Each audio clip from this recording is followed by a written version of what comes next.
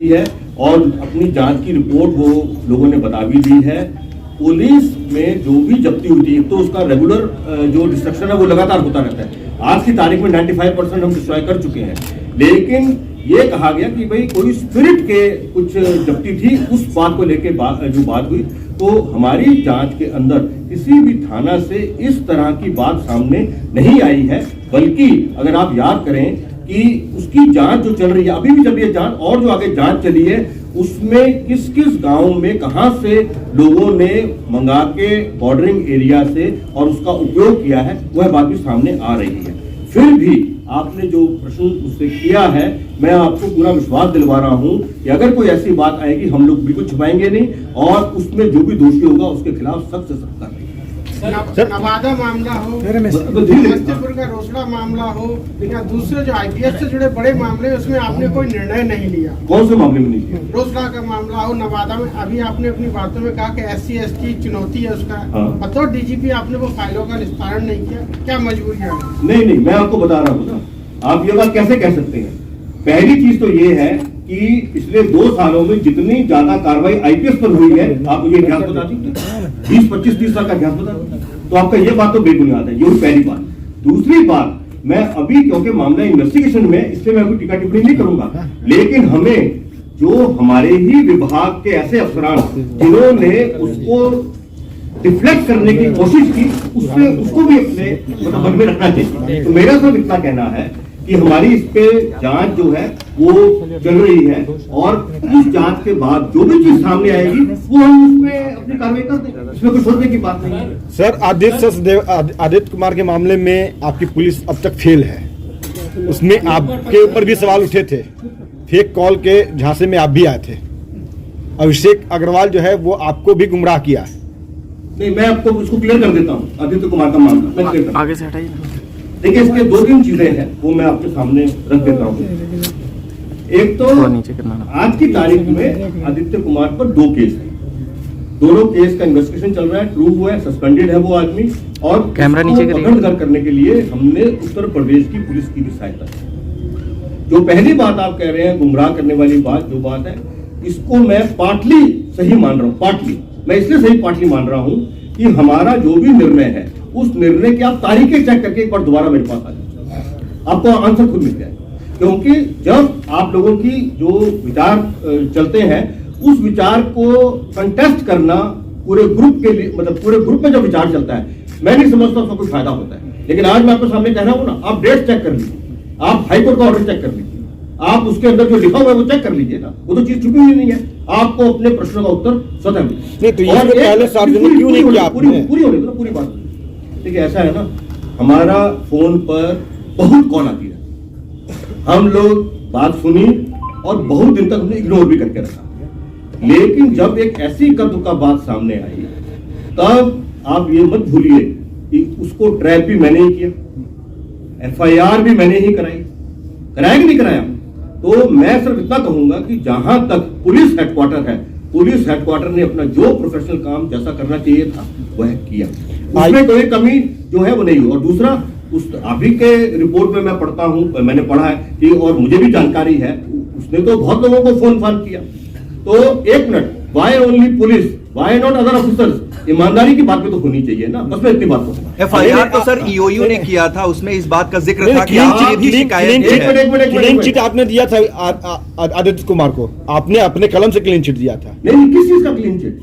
किस चीज का क्लीन चिट भाई? उस पर डिपार्टमेंटल एक्शन चल ही रहा है, उस मामले में उसमें कोई क्लीन चिट नहीं है। मैं फिर कह रहा हूं कि आप उसको चेक कीजिए पहले। अगर हाईकोर्ट जो है किसी सेक्शन के बारे में कुछ टिप्पणी कर रहे हैं तो हम उससे अलग कैसे हो सकते हैं? मैं बार बार ये बात कर रहा हूं, चेक कर लीजिए पहले, फिर दोबारा मुझसे बात कर लें। सर, EOU की जो FIR है उस मामले में, उसमें इस बात का जिक्र है कि वो जो उनको इन्फॉर्मेशन मिली है उस आधार पर वो FIR कर रहे हैं, और साथ ही साथ इस बात का भी जिक्र है कि आपने भी एक शिकायत दी हुई है। तो ये आपका ये कहना कि आपकी शिकायत पर FIR हुई है, ये फैक्चुअली गलत है सर। उस FIR बता रहा हूं ना, देखिए सुनिए, मैं बहुत टेक्निकल चीजों में नहीं जाऊंगा, लेकिन मैं आपको एक चीज कहना चाहूंगा, आप किसी भी लॉयर से या किसी प्रोफेशनल आदमी से ये पता कर लीजिए कि सोर्स इंफॉर्मेशन जो है उसकी क्या कीमत है, और एक कोई जो एक आदमी अगर अपनी शिकायत लिख के दे रहा उसकी क्या कीमत है। इससे ज्यादा बात नहीं। सर लेकिन डीआईजी राजीव रंजन के मामले में तो सीआईडी ने ही अपनी रिपोर्ट में नेगेटिव बताया था। नहीं, उसमें 4 चीजें हैं, आपको आधी बात पता है। मैं पूरे भरोसे से कह रहा हूँ कि उसके अंदर कई सारी चीजें थी, तो उन कई सारी चीजों के अंदर हमें जो चीज सामने आई है, तो हमने उस पर जो सीआईडी की रिपोर्ट है, क्योंकि किसी पे कार्रवाई करने से पहले शोकॉज कीजिएगा ना, शोकॉज के लिए लिखा हुआ है फाइल पे, आपने पढ़ा नहीं है। कोर्ट में आदित्य कुमार के वकील ने सवाल उठाया कि डीजीपी साहब के पास जब पहली बार कॉल आया, उनके पास हर तरह की एजेंसी थी, तो उन्होंने पहले बार या दूसरे कॉल में ही जांच क्यों नहीं कराई? मैं कह रहा हूं ना, मैं आपको इसी बात को क्लैरिफाई करने की बात मैं कह रहा हूं। इस पर मैं बस इतना कहूंगा कि पहले जांच होने दीजिए ना। आप जितना सोच रहे हैं और आप जितना आपके जहन में बातें उससे और ज्यादा हैं, इसलिए मैं अभी इस पर और ज्यादा बात नहीं कह सकता हूं। मैंने आपको डेट की बात बता, सब कुछ कर लिया, आप चेक कर लीजिए।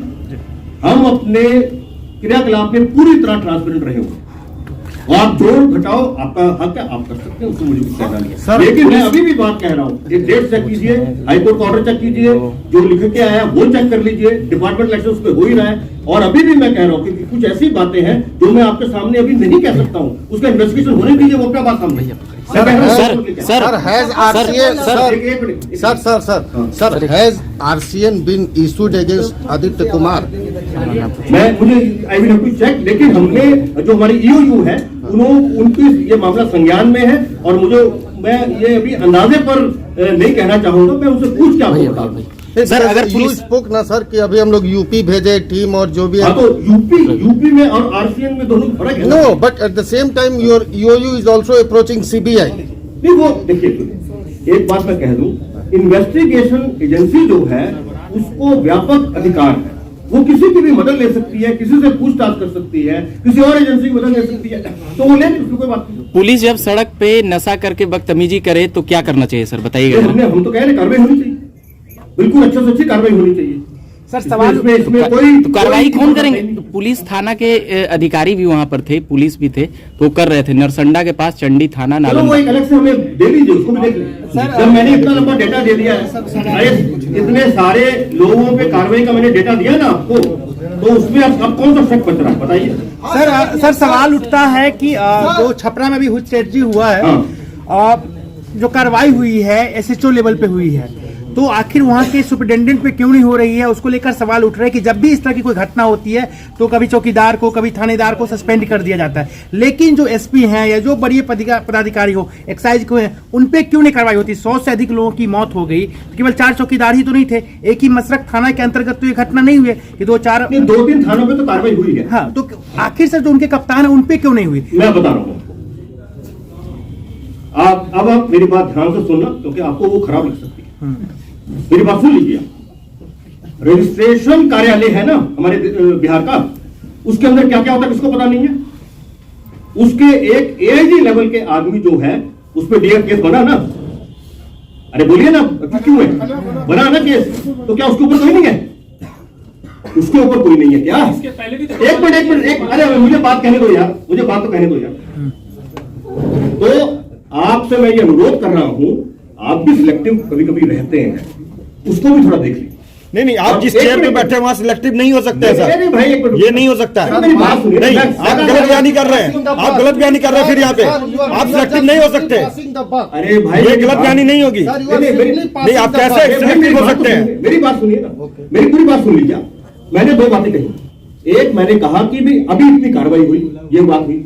दूसरी बात मैंने उदाहरण दिया है, वो यथार्थ है, आपके कहने ना कहने से नहीं होगा, उस पर मैं कुछ नहीं कह रहा हूं, लेकिन मैंने सिर्फ तथ्य सामने रखा है। तीसरी बात मैं ये भी कह चुका हूं कि हमारी जांच पड़ताल चल रही है, और जब हम लोग बिल्कुल क्लियर है, अरे जिसकी कोई लापरवाही या जिसका कोई कनेक्शन सामने आएगा हम लोग कार्रवाई करते हैं। नहीं, 2 साल से अधिक का टेन्योर रहा, बताइए एक एसपी पे आपने कार्रवाई किया होगा शराब के मामले में, किसी जिले के पुलिस कप्तान को आपने निलंबित किया, करवाया सरकार से?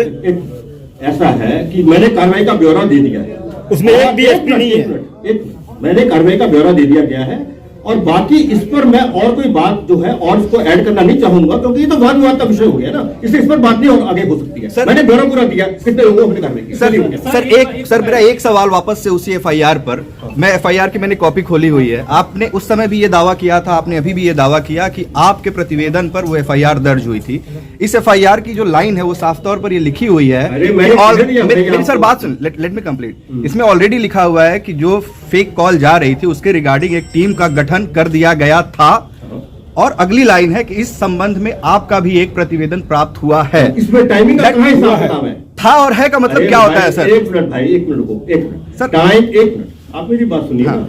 ये जो भी कार्रवाई हुई है, जब मैंने कह दिया कि हम लोगों ने उसको जब ट्रैप करके और रिकॉर्डिंग करके, तो उसी वक्त हमने अपनी टीम का गठन कर दिया सर। तो था और है में कोई मतलब होता है ना सर उसका? आप क्या समझ रहे हैं 5 मिनट में एफआईआर हो जाती है क्या? ऐसी बात मत कीजिए। मैं सिंपल बात कह रहा हूं कि जो सोर्स इंफॉर्मेशन है वो अलग तरह से बात करती है, और जो इंफॉर्मेशन एक इंडिविजुअल देता है उसकी कीमत बहुत ज्यादा है कानून में।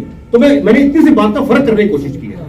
अगर जो है भाई जो सोर्स इंफॉर्मेशन है वो एक अलग तरह की इंफॉर्मेशन है। मैंने कम से कम, क्योंकि जो मेरे सामने बात है, मैंने अपनी बात लिख के बताया कि इस तरह की बात हो रही है। मैंने कौन सी चीज छुपाई?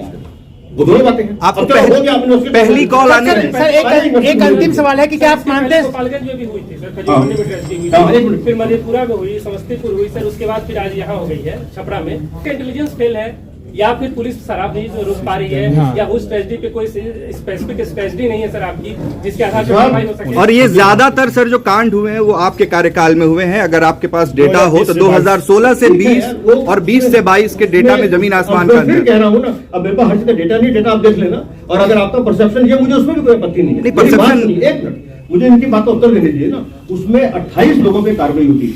इंटेलिजेंस की बात जहां तक है वो भी सही है, कोशिश वो भी सही है, लेकिन जो मैंने आपको बुनियादी बात कही वो एक कारण है। क्योंकि क्या है कि इतनी बड़ी आबादी में कहीं दूर से कोई आदमी चोरी छुपे जाके शराब पी के आके अगर वो बात फैल जाए, या कहीं से चोरी छुपे लाके और वो कर दे, तो उसमें अगर जो है उसके परिवार के लोग या गांव के लोग या चौकीदार वगैरह खबर नहीं करेगा तो बात तो बढ़ेगी। बस मैं इतनी बात कहूंगा, बाकी होने दी। करप्शन के बारे में आपने सीधा आंसर नहीं दिया सर। कैसे करप्शन के बारे में बताइए? ये इतनी सारी कार्रवाई जो पढ़ाई है इसके अंदर सब तरह की मशरक थाने में सर शराब का टेट्रा पैक और ग्लास, एनर्जी ड्रिंक सब कुछ बांध कर वहां पर फेंका हुआ है। हमने कल वो वीडियो दिखाया भी कि थाने के अंदर किसी ने तो शराब पी है, या तो खुद पुलिस ने पी है या थाने के अंदर किसी और ने पीकर वहां पर फेंका हुआ है।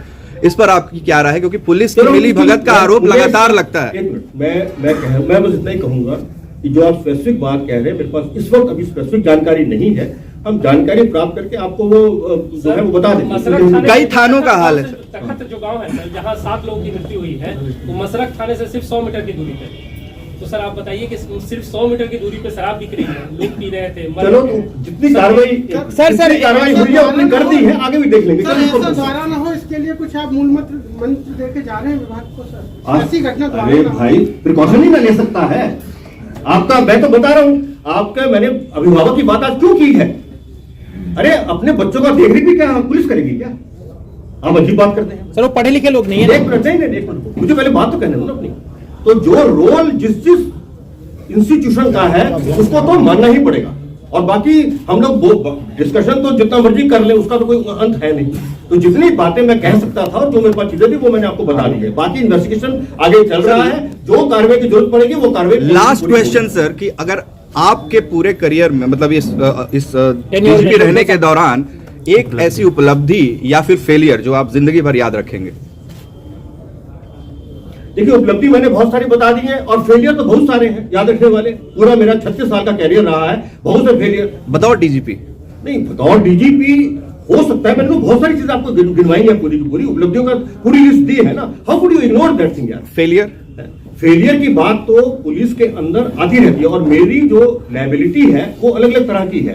तो फेलियर की जहां तक बात है वो मैं आउटराइटली किसको मैं करूं वो मैं अभी स्थिति में नहीं हूं ये कहने के लिए। लेकिन एक मिनट, लेकिन आप जो कह रहे हैं कि भाई सारी जिंदगी याद रखने की बात है या कोई चीज है, पुलिस के अंदर ठीक है कुछ चीजें हैं अपनी, और पुलिस की नौकरी बहुत रिस्की नौकरी है।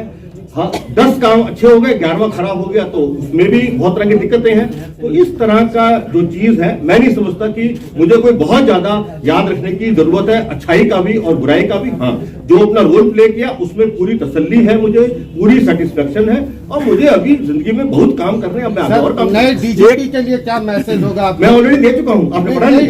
अरे मैं दे चुका हूँ, आपने पढ़ा नहीं तो मैं क्या करूँ? सर आखिरी एक सवाल है, हाँ। आपके विभाग से जुड़ा हुआ है। आपने कई चीजें की महकमे के लिए, जो आपके सबसे निचले तबके के हैं, सिपाही हैं, दरोगा हैं, उनका टीएडी का मामला काफी वर्षों से लंबित चल रहा था। कई बार मांग आपके सामने भी आई है। बताइए, जो आपके विभाग के हैं, सिपाही हैं, दरोगा हैं। नहीं, जो तो पूरा सबका सब क्लियर कर दिया गया है। टीए का जो है उसका तो नियम बना हुआ है, उसमें अलॉटमेंट एक्स्ट्रा लाके जरूरत पड़ने पर कम पड़ जाता है तो सरकार से और अलॉटमेंट लेके काम कर दिया जाता है। सर एक अंतिम सवाल है, एज ए डीजीपी आप मानते हैं कि बिहार में शराबबंदी सफल है? अगर सफल ये है, एक पॉलिसी क्वेश्चन है, इसका उत्तर मैं नहीं दे सकता। चलिए, थैंक यू सर।